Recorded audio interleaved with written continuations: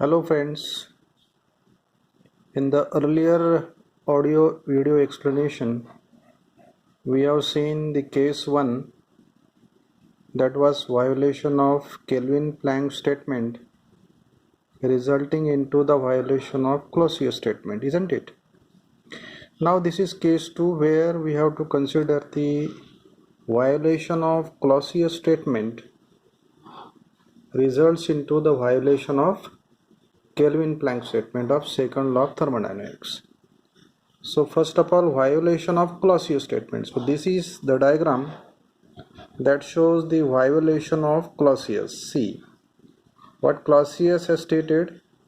It is impossible to transfer the heat from low temperature body to high temperature body without the aid of external work. So I have taken W is equal to 0.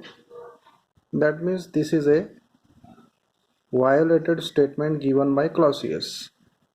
We turn on to the second statement, that is regarding the heat engine given by Kelvin and Planck. Now this is a valid statement where QH amount of heat is taken from the source and it is partly converted into W, and QL amount of heat is rejected to the sink. So this is a valid case given by Kelvin and Planck regarding the heat engine. Now let us combine the two devices. As in the previous case also we have done the same thing. This dotted line indicates the combined device. This combined device is derived from the earlier two diagrams. See here.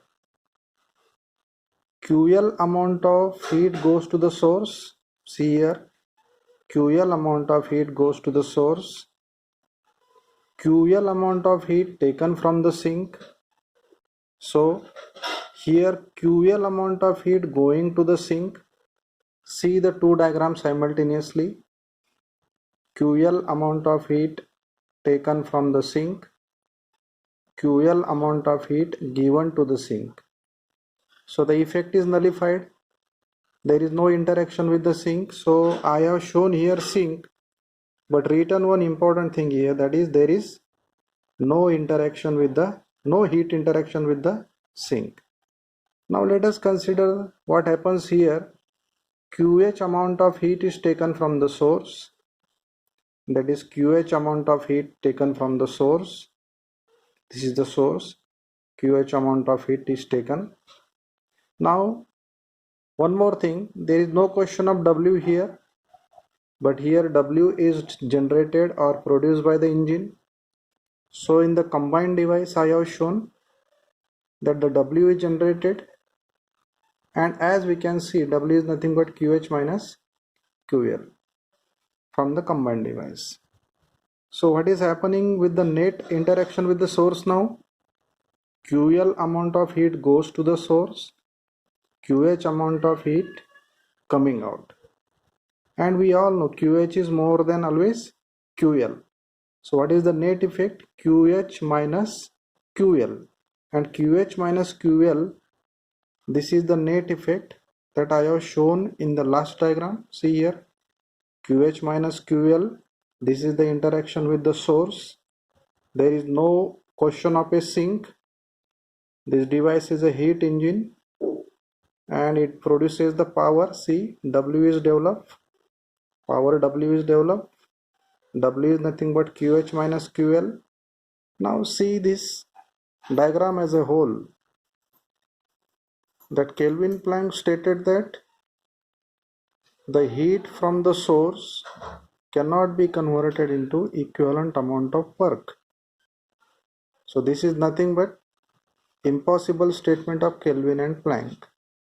So we can derive that violation of Clausius results into the violation of Kelvin-Planck statement. This is quite a simpler than the previous case. So finally we can conclude that this figure where we have arrived at, this figure is not possible. This is not possible as per the Kelvin-Planck statement. So we consider the violation of Clausius statement that results into the violation of Kelvin-Planck statement. So this is a proof given, so hence we can prove this again. So friends, the original question was, prove that violation of Clausius statement leads to violation of Kelvin-Planck statement. So this proof can be written again in the diagrammatic form.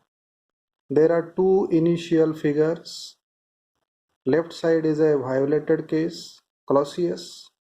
Right side is a valid case, Kelvin and Planck statement. From these two diagrams, interaction with the source and sink, those are shown for the combined device.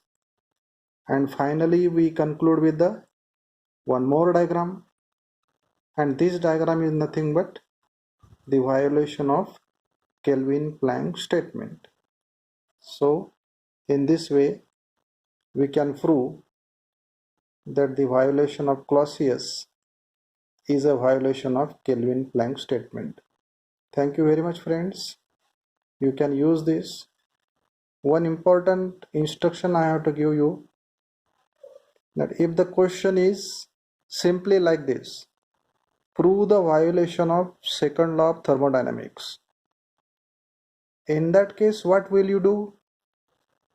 Either you can give the previous answer, that is violation of Kelvin-Planck results into violation of Clausius, or you can write down this answer, violation of Clausius results into the violation of Kelvin-Planck statement, if the question is generalized one. But if the question is specialized, then you have to write down the answer accordingly. Thank you very much friends.